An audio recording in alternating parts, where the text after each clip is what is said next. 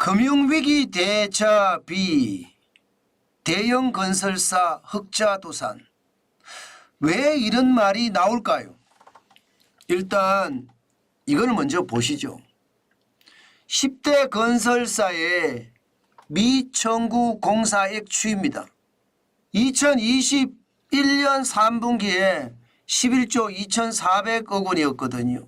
그런데 2023년 3분기는 17조 4,900억 원입니다. 2년 사이에 무려 55.6%가 늘었습니다. 금액으로 보더라도 6조 2,500억 원이 늘었습니다. 미청구 공사액이라는 것은요, 아니 공사를 다 했어요. 그런데 공사 대금을 받지 못한다는 거잖아요. 벌써 착공에 들어가고 공사를 시작했는데 발주처에서 지금 돈을 주지 않는다는 뜻이에요. 이게 2년 사이에 55.6%가 늘어나면 건설사들이 괜찮을까요? 저는 괜찮다 이렇게 이야기하기는 굉장히 어려울 것 같습니다.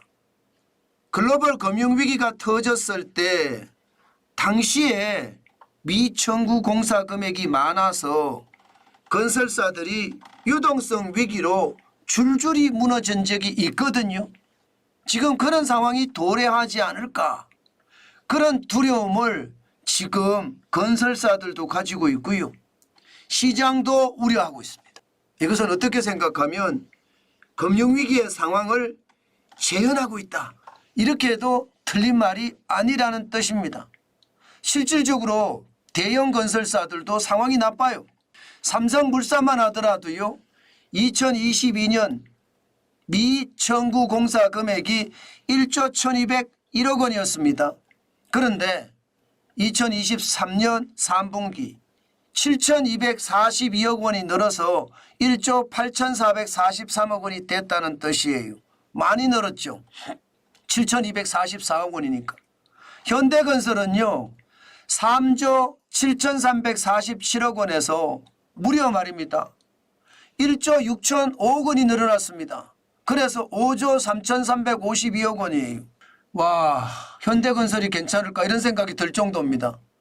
미청구 공사 금액이 이렇게 늘어난다는 것은 여러분, 건설사들의 유동성 위기를 겪을 수 있다는 뜻입니다. 그나마 대우건설은 900억 원 늘어나는데 그쳤습니다. 이 말은 여러분, 현대건설이나 삼성물산의 상황은 좀 어렵다 이렇게 이야기해도 틀리는 말이 아니다 이렇게 이야기할 수가 있겠죠. 물론 말입니다, 현대건설 입장에서는 과거에는 해외 건설에서 저가 수주를 하다가 글로벌 금융위기가 닥치니까 미청구 공사 금액이 많아 문제가 됐다 이렇게 이야기하고요. 지금은요, 국내에서 일어난 거다. 국내의 정비공사들, 재건축, 재개발들 있잖아요. 여기에서 일어난 거기 때문에 이게 그렇게 큰 문제는 되지 않는다. 돈을 받으면 되지 아예 못 받는 것은 아니다. 뭐 이렇게 하면서 애써 상황을 좀 축소해 보려고 합니다. 그런데 이게 여러분, 미청구 공사 금액만 문제가 아니기 때문에 대형 건설사들도 자칫 잘못하면 흑자도산의 어떤 상황에 놓일 수 있습니다. 실제로 공사한 금액은 많은데 돈을 받을 수가 없어서 도산하는 게 흑자도산이거든요. 돈을 받으면 절대 흑자가 안 나는데 돈을 못 받아서 흑자도산이 나는 것, 저는 그게 지금 우리나라에서도 현실이 돼 간다는 뜻으로 해석이 됩니다. 당장 말입니다, 미분양이 계속 늘어나잖아요. 미분양이 줄어들으면 문제가 없을 수 있습니다. 그러나 지난 5월 현재 72,129가구까지 늘었습니다. 미분양이 는다는 것은 공사를 했는데 이게 돈을 받을 곳이 없다는 뜻이에요. 시행사가 실제 돈을 못 받으면 시공사, 건설사들에게 돈을 줄 수가 없잖아요. 이런 상황이 지금 발생이 되고 있다는 뜻입니다. 물론 지난 2월 2023년 2월에 75,438건보다는 낮아요. 지금 2024년 5월도 72,129건이라는 것. 이거 굉장히 충격이라고 저는 생각을 합니다. 글로벌 금융위기 때 2009년 3월에 16만 5,641건이라고 이야기하는데 이때만큼 가느냐. 저는 글로벌 금융위기 때 16만 5,641건 이때는요. 있는 거 없는 거 다 내놓은 거예요. 건설사들이 워낙 망했으니까. 그런데 지금은요. 억지로 버텨가니까 실질적으로 미분양에 대한 아주 정확한 통계를 밝히지 않습니다. 그러다 보니까 미분양이 72,129건이지만 실질적으로는 더 많다. 빙산의 일각이다. 제가 그 말씀 드렸잖아요. 그 정도로 말입니다. 건설사들이 어떻게 하든 버티고 있는데 버티고 있는 그 이면에는 미분양이 훨씬 많을 거다. 지금 이렇게까지 생각을 하거든요. 그렇게 생각하면 미청구 공사 금액하고 미분양 주택에 묶여있는 금액하고요. 이것을 따져보면 야, 이 금액이 만만치 않겠구나. 결국 자칫 잘못하면 미청구 공사 금액은 점점 더 늘어나고 여기에다가 부동산 PF 대출에 대한 위험성, 쉽게 말하면 대출이 많아요. 2024년 1분기 기준으로 134조 2천억 원이나 되거든요. 대출이 굉장히 많습니다. 2023년 135조 6천억보다는 줄었지만 지금 굉장히 많은 수치예요. 문제는 연체가 3.55%까지 올라갔다는 거잖아요. 만만치 않습니다.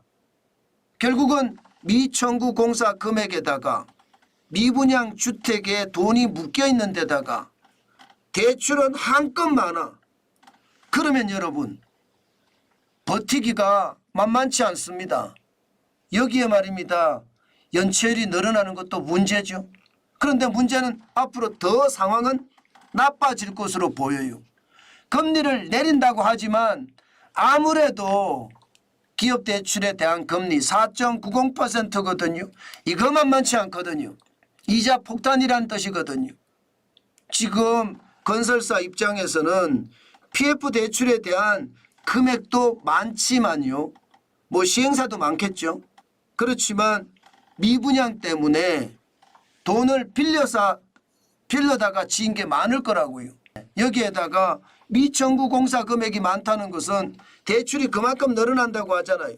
지금 건설 부동산의 전체 말입니다. 전체 대출이 역대 최대라고 합니다. 616조라고 해요. 616조. 건설 부동산에만. 대한민국 한나라의 예산이 지금 거의 말입니다. 건설 부동산 대출로 나갔다는 뜻과 같습니다. 물론 지금 대한민국의 예산은 650억까지 가지만 650조까지 가지만 내년이 말입니다. 지금 당장 올해는 616조니까 그 정도는 안 된다고 하지만 버금가잖아요. 이것은 어떻게 생각하면 여러분 상황이 더 고역할 수도 있다는 뜻입니다. 흑자도산이 없다. 아예 단정적으로 이야기하지만 사실은 그렇지 않다. 이미 건설사들의 부도가 2024년 1월에서 7월까지예요. 벌써 전년 대비해서 122.2% 20곳이 망했어요. 부도가 났어요. 최악이죠. 20곳이. 그러니까 2023년은 1년 동안 21곳이 흑자도산이 났지만 2024년은 7월까지 지금 20곳이거든요. 이대로 가면 2019년 41곳이었죠. 지금 올해도 거의 2019년과 비슷해지지 않을까 그렇게 시장은 예측을 합니다. 그 정도로 부도가 많이 나요. 이 부도가 나는 회사들은요. 규모가 큰 회사들이거든요. 도저히 감당하지 못하는 회사들. 그런 회사들이 줄줄이 무너진다는 거. 지금 틀리지 않지 않습니까? 진짜 최악이죠. 게다가 자진폐업도 많습니다. 지금 종합건설사 폐업을 보세요. 지금 전년 대비해 보면요. 올해입니다. 올해 1월에서 6월까지만 보더라도 38.7% 늘어났습니다. 작년에 종합건설사가 581개가 폐업했습니다.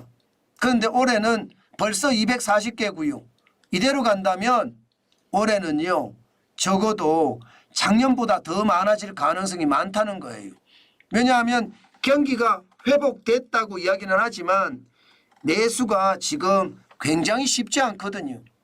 그러니까 올해는 작년에 581개, 올해 현재 6월까지만 240개지만 작년을 넘을 수도 있다. 버금갈 수도 있다. 이런 얘기가 나오는 걸 보면 결국 말입니다. 상황은 점점 나빠진다는 이야기잖아요.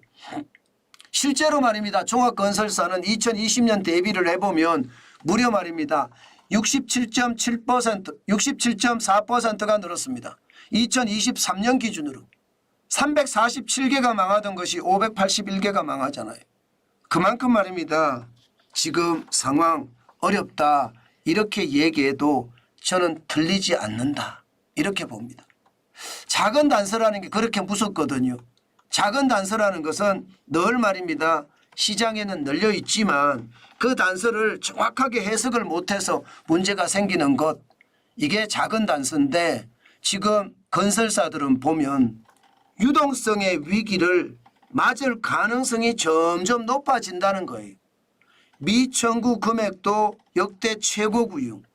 여기에 미분양 주택도 굉장히 많잖아요. 어디 그뿐입니까? 지금 부동산 PF 대출은 와 고개를 절레절레 흔듭니다. 이자는 또 어떻고요? 폭탄 수준이잖아요. 결국 말입니다. 쌓이고 쌓여서 말입니다. 건설사들이 줄줄이 흑자 도산하는 상황 저는 충분히 나올 수 있다고 생각합니다. 그만큼 말입니다. 지금 건설사들의 사정은 금융위기 때하고 별반 다르지 않습니다. 그래서 시장은 좀 위험스럽게 본다. 저는 그렇게 오늘도 여러분에게 말씀드리고 싶습니다.